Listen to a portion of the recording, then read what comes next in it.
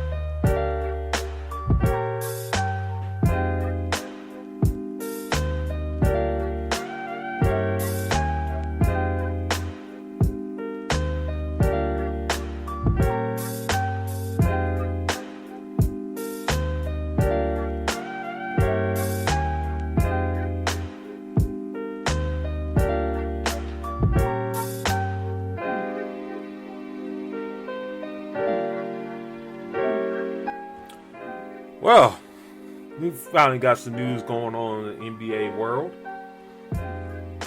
Kevin Durant finally caved in and much less, other demands as crawl back to the Nets. We'll discuss what that means for the franchise and why Steve Nash is not really out of the woods yet. Plus, Patrick Beverly got traded to the Lakers for Talen Horton-Tucker and Stanley Johnson. We'll discuss that move and what that means for the franchise in the whole. Plus, WNBA playoff talk and much more here on IE Sports Radio live on this lovely Sunday afternoon. You're the direct feed for our sports, and you're welcome to join us.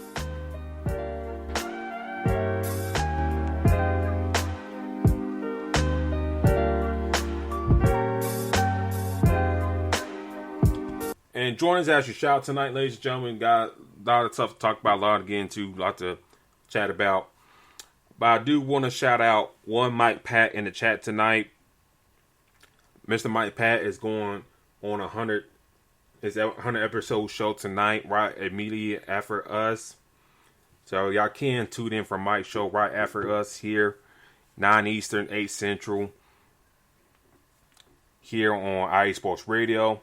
Mike's going to discuss a lot of things, a lot of questions that a lot of people sent to him. I know I sent him a couple, so do listen to Mike's show here tonight. Let's wind up my DC Sports with Mike Pat. A lot of good stuff that he's going to dive into tonight. But once we got that out there for Mike, D-Lock, how you doing tonight, sir? Everything is going pretty good. Like I said, I was definitely excited to hear some type of news about the NBA this past week. So, like I said, I know that the NFL preseason is literally just about done.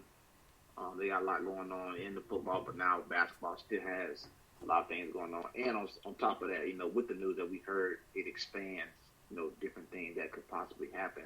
during this offseason for teams like the Brooklyn Nets, the Lakers, and others. So yeah, man. I mean, I'm in a good mood, so let's get to it. Let's start off with Kevin Durant. After meeting the Nets ownership and whatnot, and Nets ownership, mainly Joe Toshi, I believe is his name, didn't really back down. Still behind Sean Marks and Steve Nash. Kevin Durant probably looked around. And plus, the trade demand that they wanted but didn't really get in return. And I think we both talked about numerous times on this show that the Rudy Gobert trade kind of really kind of messed up the summer, if you want to be real about that. And now Kevin Durant's back in the fold for the Nets for at least this season. D-Lock, what are your thoughts on this? Durant back in the fold, Kyrie back as well. Sean Marks getting that vote of confidence and kind of he's a made man now, in a sense, for right now, for the Nets, since his backing. What are your thoughts of Durant being in the fold for the Nets for this upcoming season? Well, for me, it just seems like it was something that had to be accepted. Remember, his brother was saying that he damn sure wasn't going to come back, but that ended up happening. So I honestly feel as if this was something that wasn't necessarily thought about going to happen, but it's just the fact that we see, him requesting these specific places that he wanted to go. Now, for me, it seems like Kevin Durant is a diva. This whole situation, with him and Kyrie and Brooklyn Nets now going back saying they have to choose between him and other coaches, like, it just went all over the place. And for it to come back full circle and for him to actually be at the state in Brooklyn was just something that was something that I didn't expect at first. So, again, it came to this. Now, the later that the trade didn't happen, things didn't plan out go, we were kind of like, okay, well, damn, this is kind of where it's going. Especially hearing, players like a Bam and Jimmy Butler weren't getting traded from Miami. Devin Booker wasn't getting traded from Phoenix. Brandon Ingram, I believe, wasn't getting traded from the Pelicans. So these options that we thought that were there kind of diminished when we found out what players weren't getting traded. So for me, it was going to happen over time. It's just the fact that now it's going to be very interesting to see what happens moving forward with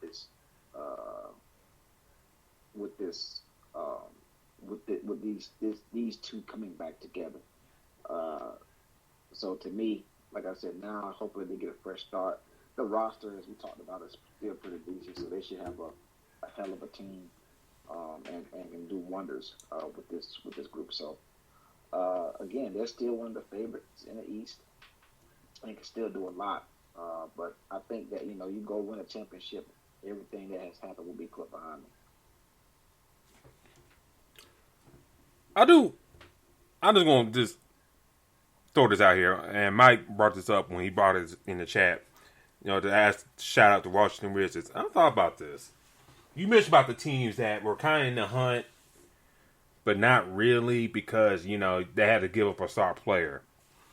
And I look at a team like the Washington Wizards. We talked about the Wizards before. Mainly like a Bradley Beal and stuff like that. Not wanting to go and stuff like that, and want to stay true to the franchise and all that good stuff.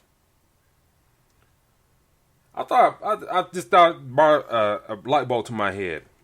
Why did a team like Washington make a move for Durant to get him back to his home state, that area over there in D.C.? I know he's for more like in Maryland, but I know different areas and whatnot, but you get what I'm saying. To Mike's question, like, to shout out real quick, like, hell, Porzingis can't stay healthy with the crowd. I throw in like some of the young guys that they drafted over the past couple of years. Give them those draft picks because you always draft in beyond the lottery. Yeah, like Terrence said, like Rizzo's in the middle, so give up 4 picks. Trade for Durant. You're not giving up Beal. You give back Porzingis, an all-star player, caliber player, and that could have worked. That's just my thinking. And just kind of just think about it. If you really want to appease Bradley Beal and keep him there,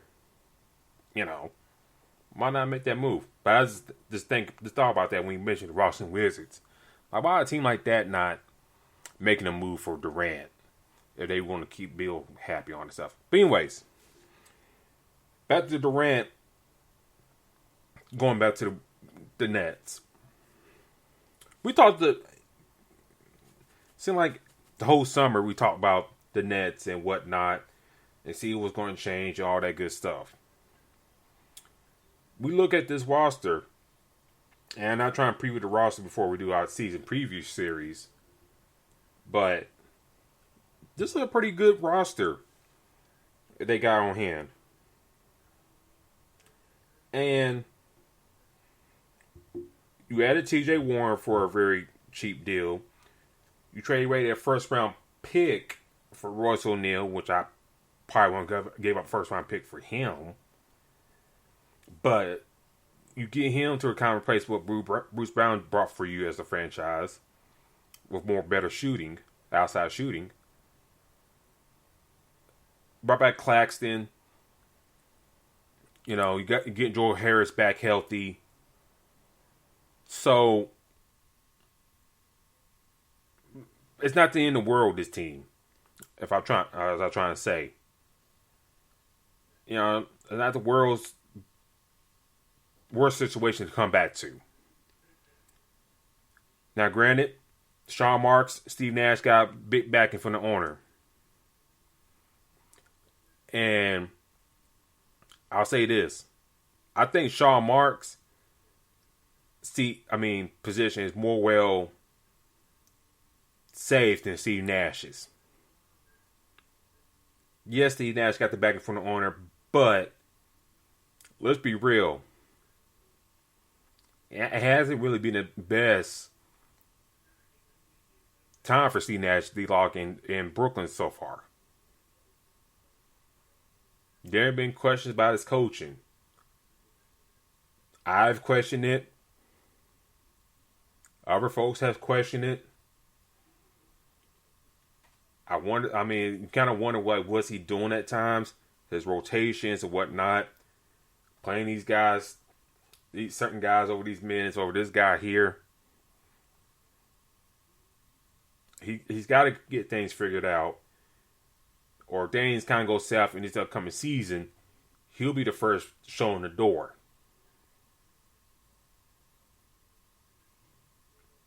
So that's why I said Steve Nash is not out of the woods yet, because he's got to really kind of prove himself. And I hope he gets some things figured out. I know he brought some new assistant coaches in. We talked about that as well. And hope he get things figured out. If not, if things ain't going right, if this team ain't sitting like top 3 by the trade deadline, then he may be showing at the door. Maybe not. Depending where they at in the standings, how they playing, whatnot, and injuries come about. That's guaranteed to happen in this league. But you mentioned about Durant, man. He I don't say head case, but he's a diva. And you hate to say it about a generational player like him, but damn, dog, you don't make things easy for yourself at times.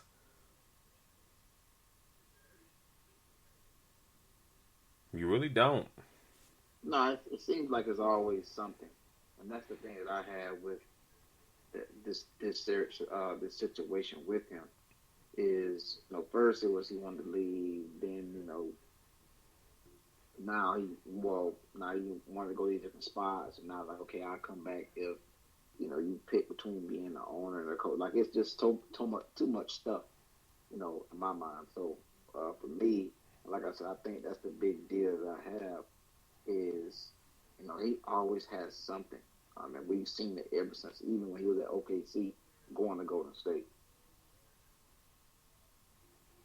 Yeah, and we'll see how things go about and start the season. We'll talk about the Nets and leave for our division preview series, and how they're going to go about things. But I think for this season, the fires have kind of calmed down. But I think the main thing that's kind of going to be a storyline with them, besides the coaching and Steve Nash, are they going to stand Kyrie Irving? And that's another thing that's kind of been a hiccup in Kevin Durant, moods about being asked to be traded and whatnot. The Nets are not 100% on board signing Kyrie to a long-term deal again. That's one of the main hiccups that has been reported. And let me ask you this, D-Lock.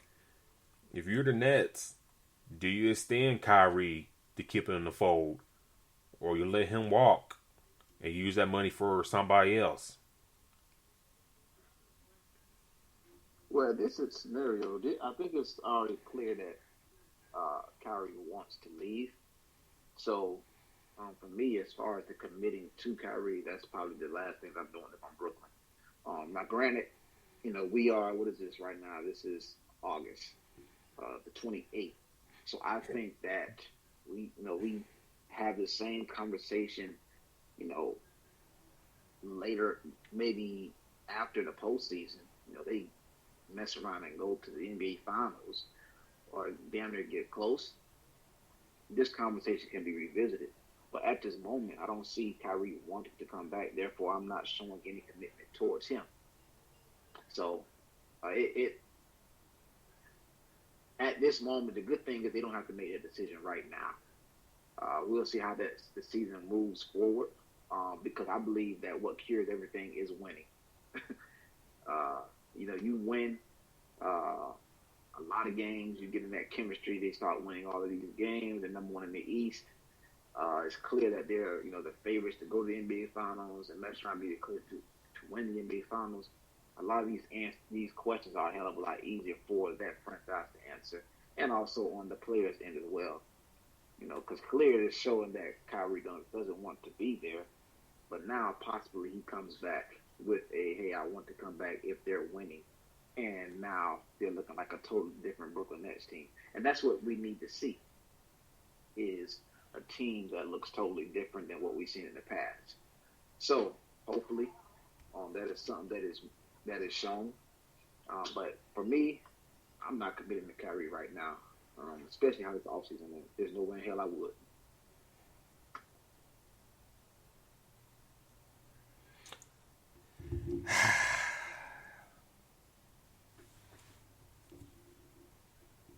Oh man, the kid to commit to Kyrie or not.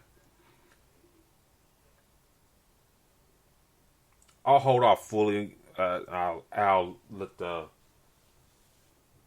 clip unload. We'll do our season preview series later on down the road here. But I'll say this: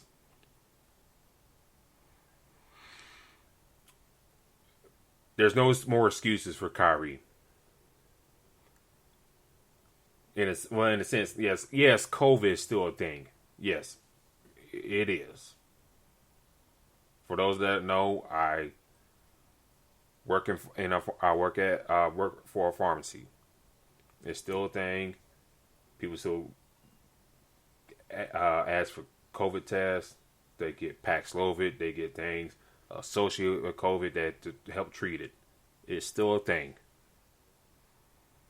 I think it's going to be around for the rest of our lives. Having said that, I think the restrictions are gone, and it's up to business discretion how they're gonna operate things. Them being in New York and whatnot, they got their own set of rules. The mayor up there has let things, has changed up some things, so there's really no excuse. The team went for bat for him to kind of, get those restrictions out the way. So for Kyrie, no excuses unless an injury happens.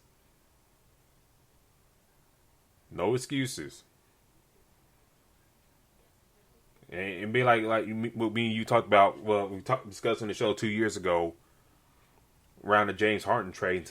That time frame, where he's taking time off for whatever reason. No more excuses. If you want to stay with the Nets, you want to stay with Kevin, you gotta stay in the fold. You gotta be committed. I understand to a degree why the Nets haven't fully extended you, sir. You really haven't shown that commitment. You're too wishy-washy. Now, if Kyrie's like hell-bent going to the Lakers, play with LeBron again, play the season out, see how it goes. If things ain't right to your liking, Westbrook's money be out the books after this next upcoming season. That we'll get to the Patrick Beverly trade here in a second. That money for Horton Tucker be out the books, and there you go. But Kyrie got to be committed if he wants that full extension. That's my words right there. And Taryn Wright gets brought up. Winning cures everything. At this point, the Nets should keep Kyrie or trade him to the Lakers for Westbrook. Well, the trade for Westbrook ain't gonna happen. We'll talk about Westbrook here in a little bit, but if they're gonna trade Kyrie, God, I couldn't say who. But I think me and you are in the same boat. The Nets, if all things go well, are in a good situation. There's only about a couple teams you really got to worry about in the East. And that's like Milwaukee, Boston, and Miami. Everybody else should be under you. Besides those three teams.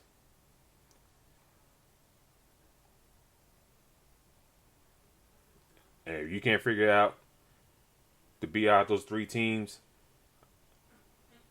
I don't know what to say. I'll let you have the last word. Exactly. I mean, I feel like with that being said, you're going to come back with that roster that many people wish they had. So for me, I think that you come back with a roster so studded like that, they should be one of the teams to beat. And they were last year. It's just that they could that COVID stuff situation happened. Like you said, they're still going to be around. But for me, I think that this is going to be something that is going to play a huge part. And that means that they need to make sure that, some of these decisions that they're making regarding signing specific players, the rotation. You got two guys that were supposed to be best of friends on the same roster, and you added some pieces around them. I believe it was Mike James that said that Kevin Durant said that he knew they weren't going to win. I think it was Warren Drogic saying that this team was kind of more so selfish. They all were focusing on each other's points and not actually winning. So that needs to change. It needs to be something that makes a big difference.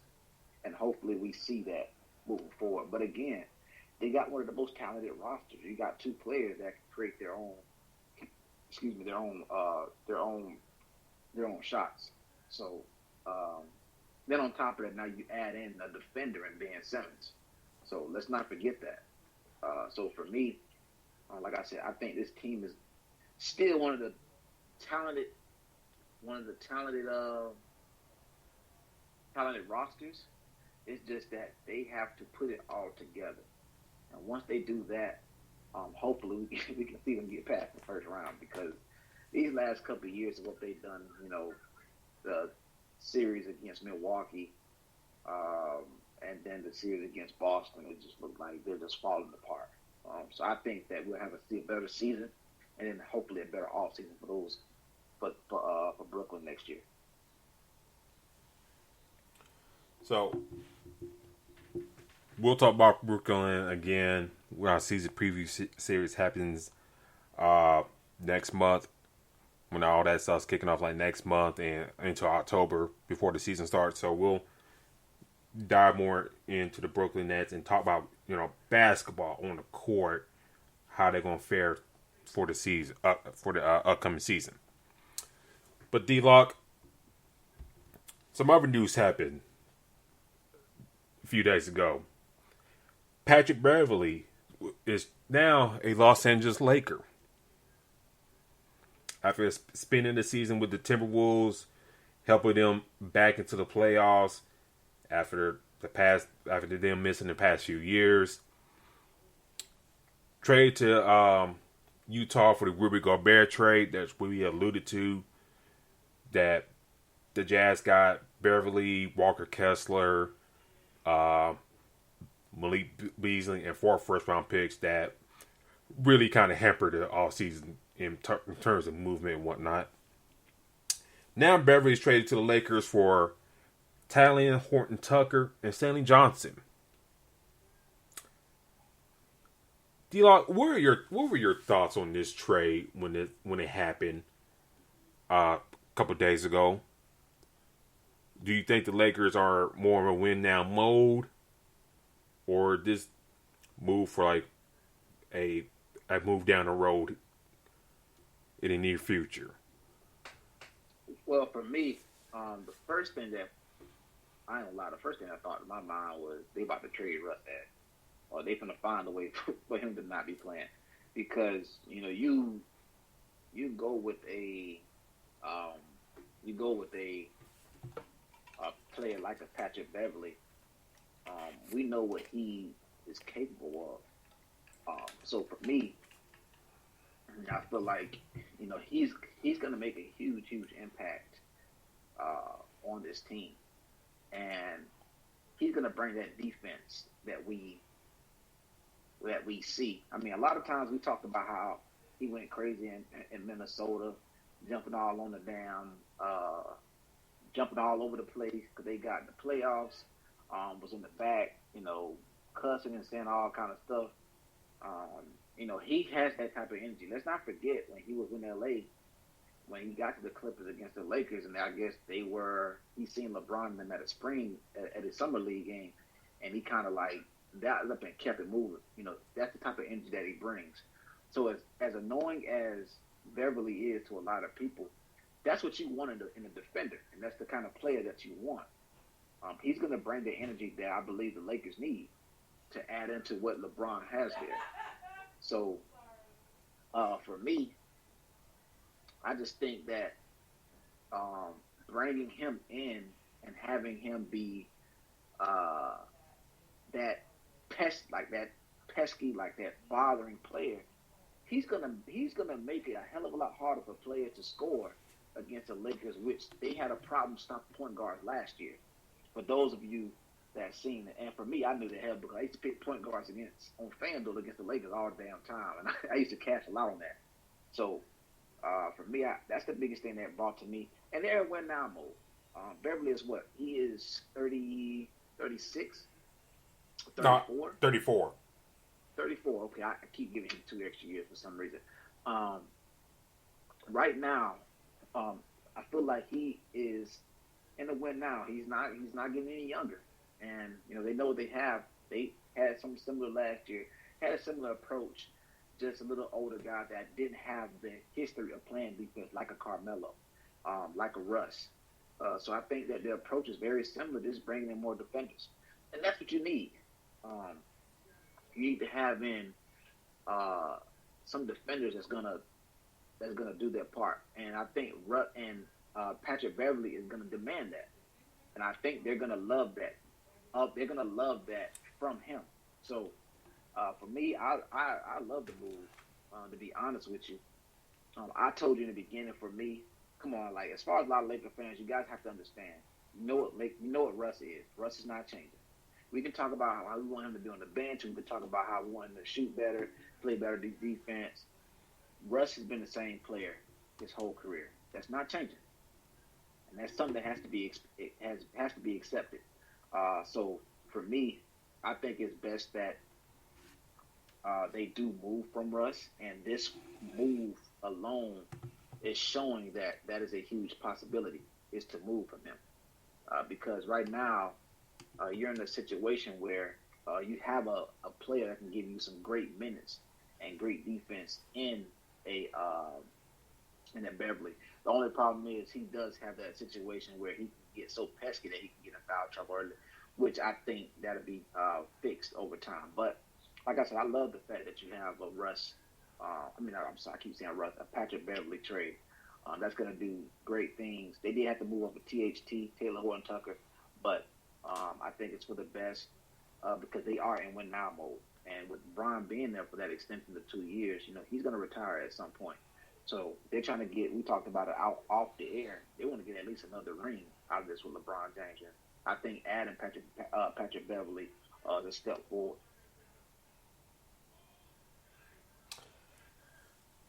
All the reasons you just said right there is well pointed out. The Lakers last season defensively, especially with Frank Vogel in the fold, was abysmal. And Frank Vogel is a defensive guy. But it's just abysmal. Now, granted, yes, LeBron and Anthony Davis missed some time. But as we watched the Lakers season last year, Anthony Davis' defense was just, for times he was on the court, was putrid. I'm sorry. If I was his coach, I would be dog cussing him out or call him out in the papers or something like that. That is just pitiful the way his defense has played. And I hope Darvin Ham kind of challenges him on that. Kind of really checks him, hey man, I need you to step up, big dog. I'm pretty sure Darvin Ham has watched some game film on this team since taking over, and he probably looking at the defense and just shaking his head like, I know he's better than this. And with Beverly in the fold now, you get somebody who probably will hold folks accountable on the court, practice and in game. And you need some folks like that on your roster. So I think Pat, like you alluded to, like the energy and stuff like that, with some of these young guards that the Lakers picked up over this offseason, I think he's going to be great for them for mentoring and, showing them the ropes how to play defense at this high level in the NBA. Because Patrick Beverly has come a long way, how he started his basketball journey. From Chicago, went to community college, ended up in Arkansas, and then, just, playing overseas, trying to latch on summer league squads, latch on with the Heat, bounce around for a little bit, really found his footing with the Rockets, and then the story writes itself there. So I think it was a good move. You need, a defensive mind in that backcourt to kind of set the tone. Now, he is 34 years old. That's the thing. So, and he did miss some time this year with some injury. So, How long he gonna hold up as well? That's another question right there. But all said and done, I do like the move for the Lakers. His money will come off the books after this year. So, you get somebody motivated. I think part of the Lakers, for the past couple years, they needed more motivated people. Too many lacks personalities, or not are not enough driven guys on the squads they've been having. You brought back Dwight Howard. He's like, I'm just happy to be here with the Lakers. We'll make things right. Which, I think he's truth in that. But motivated, like a real good motivation, like kind of like a fire that kind of brings different energy to the team. Same thing with Melo, Ariza, all those guys. Schroeder. This like Beverly brings a different mentality to the team. To the other side for the Utah Jazz, real quick. For Horton Tucker and Stanley Johnson, I think there's good landing spots for them. Utah is clearly rebuilding, and I think those two guys will get a lot of time.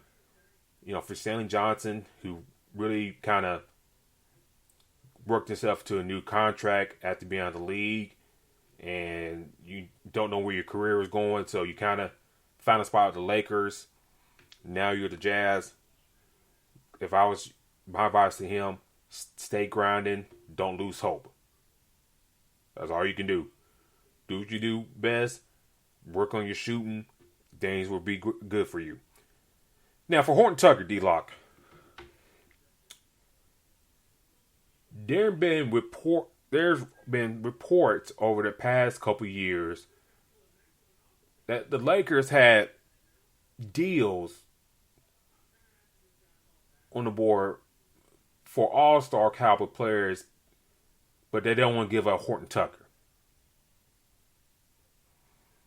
Kyle Lowry comes to mind. I think a couple other pieces as players as well. And if you did the trade for Kyle Lowry, we probably wouldn't be talking about Russell Westbrook on the Lakers. Maybe, maybe not. I don't know. But I got to point the finger at Rob Pelinka here. And whoever else the brain trust in Lakers. Jeannie Buss, the Rambises, Phil Jackson, whoever you want to point at. For some reason, this second round dude who flashed okay to be a good, competent role player in this league, you didn't want to get rid of him for whatever reason. I don't know. Now, since you didn't want to give up to this dude, you traded him to a team that's clearly rebuilding for a 34-year-old point guard who's very good defensively, but really can't help with your outside shooting. This guy, Talen Horton Tucker, D-Lock, that you didn't want to trade for other All-Stars, you trade for Pat Beverly. I gotta point the finger at Rob Pelinka like, dog, what are you doing? You could move this kid along. You could so hire for this kid a long time ago, and you screwed the pooch. You really are. You outlasted Magic Johnson and y'all's tussle, and what do you got to show for it?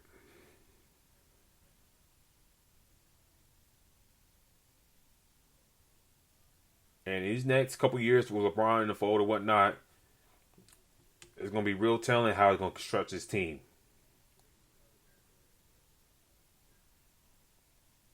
Yeah, I mean, and that's the thing about this type of move is, we do question the fact that, hell, you could have had so many other players, but this is the trade that you made. Now, granted, like for me, I wasn't really big on Kyle Lowry, just because the fact is, look what Kyle Lowry looked like in Miami later on in the season. Um, that just was. I mean, yeah, you could have went for him, but it he didn't look that well to me, in Miami this past year. So for me, that was one of them that kind of had me thinking otherwise. But also, I guess you can match that energy with the THT. THT hasn't done anything. He hasn't lived up to that potential that we've been talking about. Because I think we had the same conversation before the year started. I think we talked about this, in the previews when we were talking about where the Lakers would land. And the biggest thing is, we talked about the fact that we wanted to see what THT can stand up and live up to those expectations. And we didn't really see that growth at all. Now, we did see different injuries that hurt the Lakers, but it's just like, I think him not playing up to par of what his expectations were probably forced more minutes on a Russ, on a Carmelo, and other guys on that team. So for me, like I said, I think that move for THT, now granted, we know what Utah's doing. Utah's rebuilding. They want to get a lot of young players, which is what their goals are. So it's just you could have used that THT with high expectations in different trades, to your point. Now the question remains, what are they going to do next? What's the next move? But possibly, like you said, you probably could have got a better trade, honestly, with THT and other trades that they decided to reject. Yeah, and I think the young man will flourish in Utah. I think he'll do well. But I think go back to Lakers management. You kind of chose this kid over Alex Caruso 2 years ago. Keep that in mind. You still could have got the deal done with Alex Caruso to keep him in the fold. But you still chose this kid over Caruso. Then you really don't, like you mentioned, you don't really play the kid like that. You gave him all this money. And that's a pretty good sized deal too. You gave Horton Tucker. And now, not trying to, not giving up for Kyle Lowry and whoever else you may get in that Toronto deal. Not giving him up for whoever else. And you don't give back draft pick compensation for him as well. That's another thing too. You don't at least get a second round pick back from Utah. And you're talking about a young guy too. So, I guess this leads to my other question to you. You sent me this question, that the Lakers may sit not Patrick Beverly, sit Russell Westbrook down for the season, tell him to stay away, go home. If you're Russell Westbrook, would you go for that in your eyes? Or you want to show up and play? Well, at this point, how old is Russ right now? Maybe 31, 32? I can look that up real quick. I believe he's got to be around like 32. But for me, 33. It's not 33. He's probably made a boatload of money. So he's probably good money-wise. So I would assume, or believe, I would believe that they would tell him, hey, we're going to pay you your full salary, just go home, and that'll be that. I wouldn't take that if I was Russ. At this point, you're in it to win. You know what the expectations are in LA. He's from LA. I want to stay, and I want to play, and I want to be a part of, especially with the new coach. I want to be a part of that. So for me, I think that that's something that I would really want to be a part of if I was Russell Westbrook. Now, granted, they did get Beverly. Him and Beverly had history against each other. But I want to be a part of the culture and what the plans are moving forward. Me not being a part of that would be bothersome. And I don't. For me, if it was me, I would say, well, hey, look, if you want me to stay home, just trade me somewhere.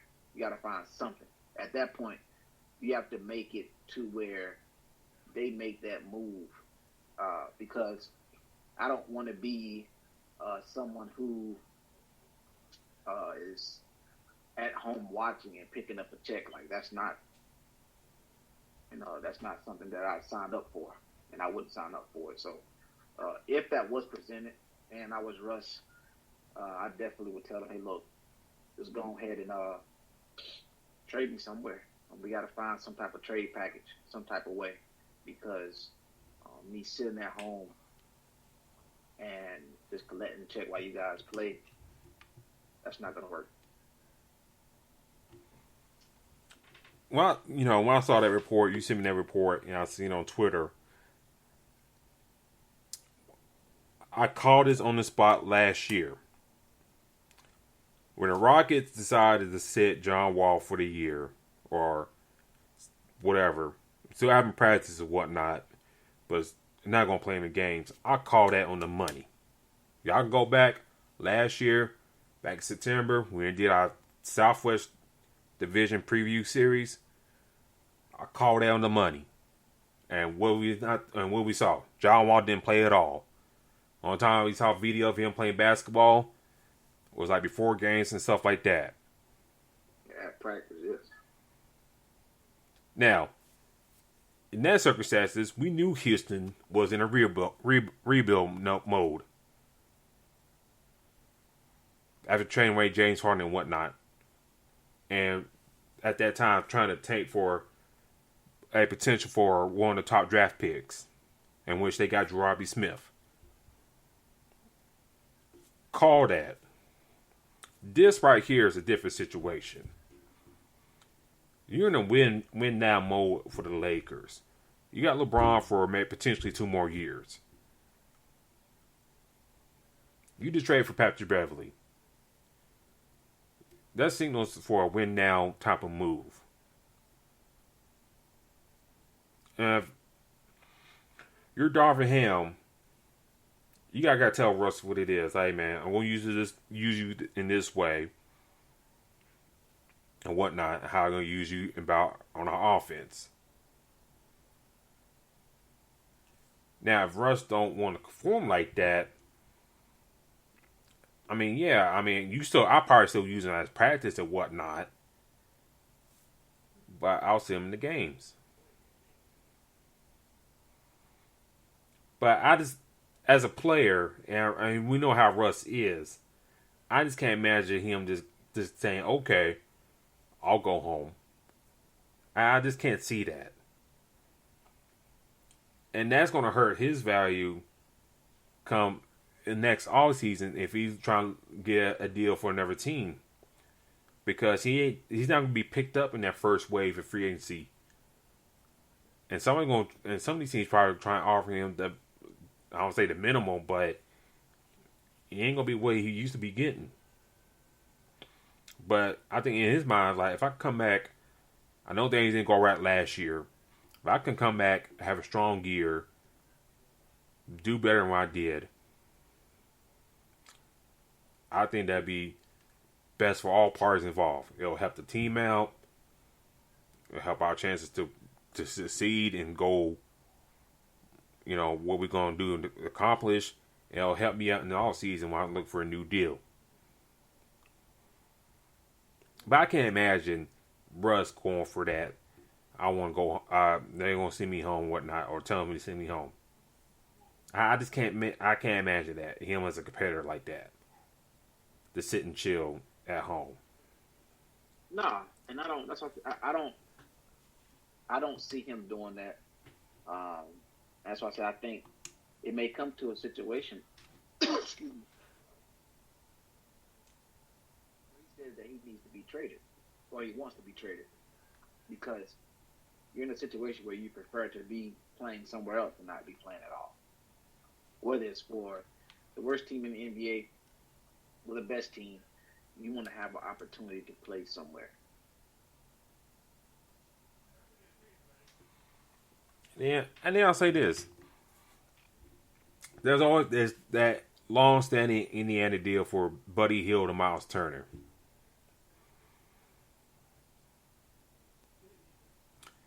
If that deal was to be had, it would have been done a long time ago. Now, granted, yes, the Lakers are now in win now mode. You got Russ on the roster, Patrick Beverly, Kendrick Nunn.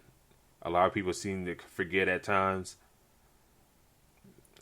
So you got a real logjam at that point guard spot, and somebody will have to go. But, you know, who can the Lakers trade for Russ? I mean, that deal seems like the most one I've seen that's kind of, talked about. And I know the Lakers don't want to come off 2 first-round picks, in which I kind of agreement with them. Like, I'm not trading 2 first-round picks for Buddy Hield and Miles Turner. But, it kind of beats, telling him to go home and not get no value at all from him, playing or not. If you gotta give up those, I mean, I speak as a Laker fan, not wanting to trade those 2 first-round picks.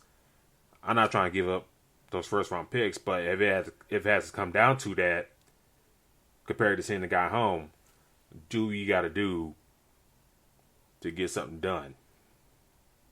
Now, if Indiana trying to get greedy, ask for more, it's like you tell them to go kiss off and go shovel snow. But if you can swing the deal for Russell Westbrook for those 2 guys, you get a more fleshed out roster and whatnot. You get more, and keep this in mind, you get another defensive big down there. This case, Anthony Davis kind of slacking off. You got Miles Turner to clean that up. You get another shooting wing out there to go along with Austin Reeves, Lonnie Walker in the fold as well. So we'll see what happens here come training camp here come next month. But it'll be real curious to see if Russ goes for that. I'll let you have the last word. I don't think he do. I mean, to be honest with you, like I said, for me, I can understand if he did not go for it. But in my mind, I'm thinking okay, yeah, we have a point guard. Because I think you texted me and said that it's going to be hard to see them run a team having Kendrick Nunn, Austin Reeves, and Russ. I believe they have somebody else. I can't think of who it is. Beverly. So, like I said, they're going to get off one of those point guards. I don't think it'll be Kendrick Nunn, and Austin Reeves has got there. So, I think that Russ is going to be the odd man out. And like I said, I think obviously out of those 3, I think you would get more in return, or somebody would trade for one of those. They would trade for Russ for Kendrick Nunn or Austin Reeves. So now, and then it's believe when they were trying to trade for Kyrie, they were actually willing to get off those 2 first-round picks. Maybe that's a possibility that they package up. And the thing is, now you have to really make that decision, what you're gonna do. But it just seems like now, like I said, they have a very good point guard, somebody that they can not very like a great point, but a very good defending point guard. 3-and-D, he can shoot threes if they need to from time to time, and that's what they needed, and it's going to play a huge part for them. So just now, we got to see what happens with a Russ, because now his minutes is definitely going to change, and Beverly is going to bring that type of energy defending wise to where he's going to gain more minutes in my eyes. So like I said, it's going to be very interesting to see how that plays out.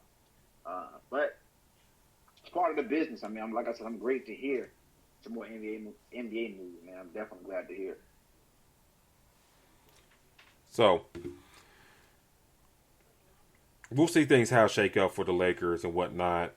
And if Russ does play, I'm kind of curious how him and Pat Beverly will be about things, because they got long-standing beef and whatnot. So we'll see how things shake out at that point there too. If he decides to, stay in the fold with the Lakers, or he might just go home because of Pat Beverly. It's like, okay, if you got him in here, then I ain't playing. Then I'll go home voluntarily. But before we go, ladies and gentlemen, semifinals going on right now for WNBA halftime. The sky tied up with the sun. I called that, I think, last week. The sky will have a better matchup if they see the sun. So I was right on that. And then the Storm and Aces. The Storm pulling off game one was a 3-point win over the Aces. Kind of surprised about that, but Sue Bird, in her final season, had an excellent game. 12 assists. Now, granted, 2 points, but no turnovers in that game. So she really commanded the ship there. Stewart had 24. Lloyd, 26 points for the Storm right there. So we'll see, they can do it again here in a couple days. But D-Lock, this has been our show tonight, ladies and gentlemen. But D-Lock, how can people find you on social media? You guys can find me at Black-813. Black-813 on Twitter and Instagram. Paulo is looking excellent, so I'll definitely be talking about that with the Orlando Magic. And also, like I said, NFL season coming up. Let them know where they can find you at, man. You can find me on Twitter at Spawn4288. That's Spawn4288. Also, follow the show at Fast Break at IESR. That's Fast Break IESR. We do keep you all updated on the show for you there, and all the news and all the world in the world of basketball and whatnot. Plus, I am gonna say this, ladies and gentlemen. We might take a little break here from the show for a couple weeks, but we'll be back later on next month to start our annual NBA Division Preview Series. We'll let y'all know what division we're going to start off with, and just go from there. But we appreciate y'all listening to us every Sunday here. We give y'all the facts. We give y'all the truth. All things basketball. And when we come back, we're going to bring the truth to y'all too again. But till next time, ladies and gentlemen, thanks for listening to us. Mike Pat is right behind us for his 100th show on Let's Wind About Sports DC. So do tune in for him. We'll talk to y'all later. Peace.